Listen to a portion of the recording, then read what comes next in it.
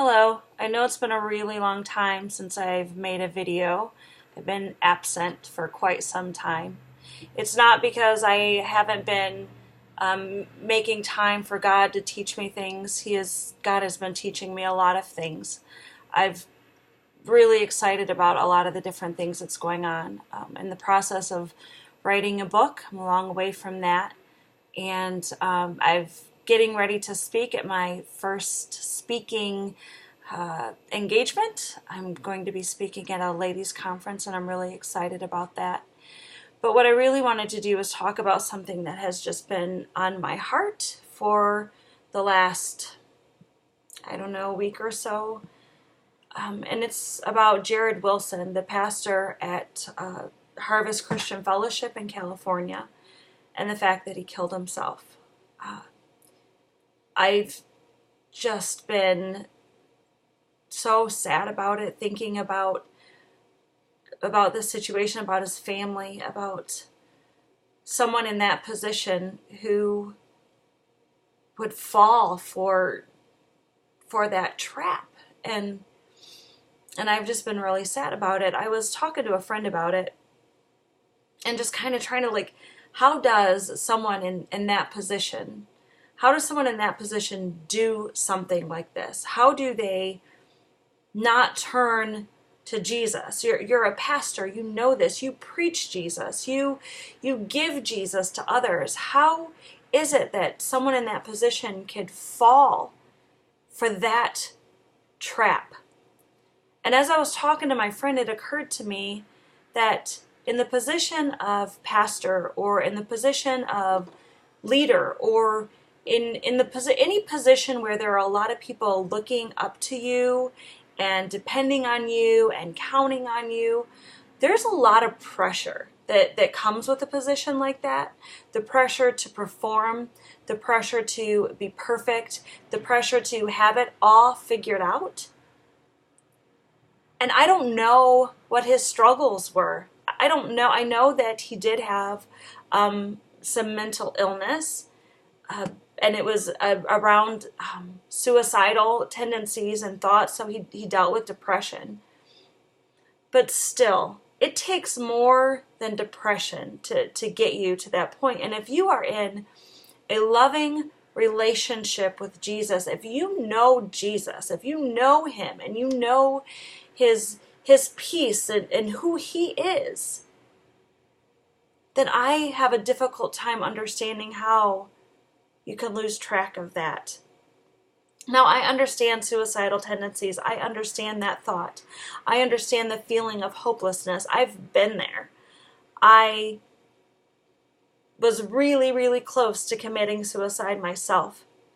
But I can tell you this, it was not my thought. It was not God's thought. The suicidal thought comes from Satan and Satan alone. It comes from nowhere else. If you are hearing that thought, if you are thinking suicide, I promise you, it is a lie from the pits of hell. But this is the problem that I believe after really just thinking about it and praying about it and being sad about it. One thing that happens when you're in that position where people are looking up to you and you have that pressure to perform, or that pressure to be perfect, or that pressure to have all of the answers, and you are struggling with some sin or some issue, Satan will convince you that you can't talk to anybody about it, that you have to live with this in isolation, that you have to figure it out by yourself. And that's the thing. The things that grow in the dark are the secret things. Bad things grow in the dark. Mold grows in the dark. Fungus grows in the dark. Sin and secrets and lies grow in the dark. And I wonder how long this pastor suffered with these secrets and these lies before he allowed Satan to convince him that he was never going to be able to get help. He couldn't tell anybody. He was on his own. He was going to have to deal with this by himself. If you are dealing with some secret sin or some struggle, I promise you, even though Satan will try to convince you otherwise, I promise you, you are not the only Christian that's suffering.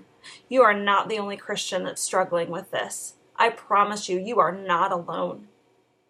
But Satan will make you feel alone. Satan will make you feel like you're by yourself. Satan will make you feel like you can't talk to anybody. Satan will try to make you feel like there's no hope.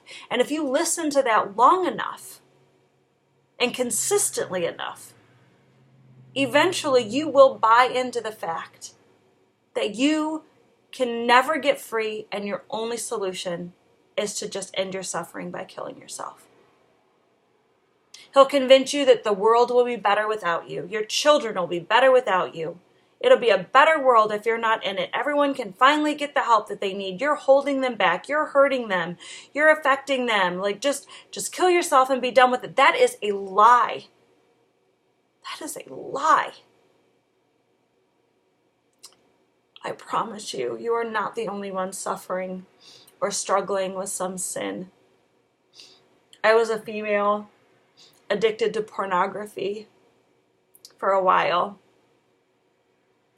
And I lived in isolation because Satan convinced me this is not a female problem. Females don't ever suffer with this. And I felt like I had to fight it on my own. I couldn't reach out to help. I couldn't tell anybody. Everybody would, like, what would everyone think of me?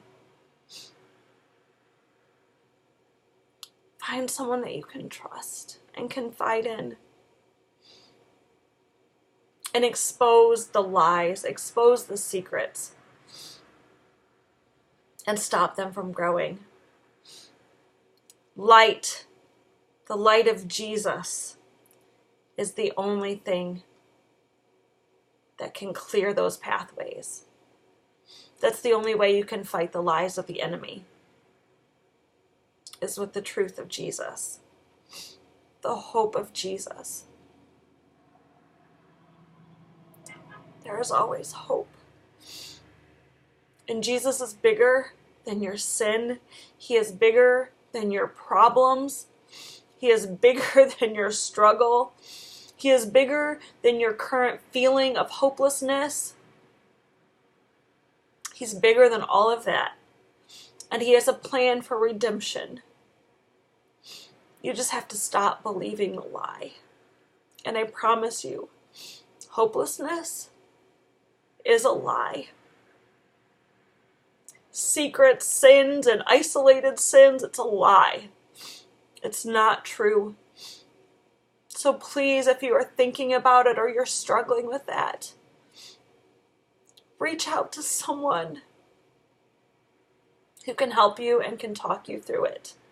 Because I promise you, it gets better. It gets better, and God has a plan. So find someone who can help you through the struggle so that you can get to it, so that you can see God's best.